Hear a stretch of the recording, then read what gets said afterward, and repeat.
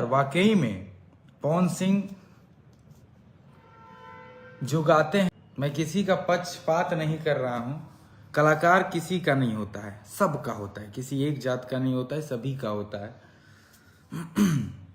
सब उसको प्यार करते हैं, सभी लोग दिल से चाहते हैं। और वाकई में पवन सिंह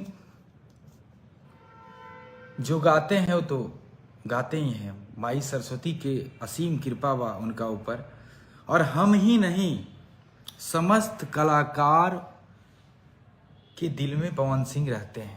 पवन सिंह के सॉन्ग को लेकर चर्चा करते नजर आते हैं। तो जैसे कि आप जानते हैं दोस्तों, पवन सिंह की एक फिल्म में सॉन्ग आता है जो कि थोड़ा जातिवादी टाइप का है, जिसको लेकर भोजपुरी के तमाम कलाकार अपना रिएक्शन दिए हैं। वैसे तो भोजपुरी की फिल्म भी कलाकार ने इसका विरोध नहीं किया, परंतु इसका स्पष्ट किया है। जिससे आप लोग क्या राय देते हैं कमेंट में ज़रूर बताएं।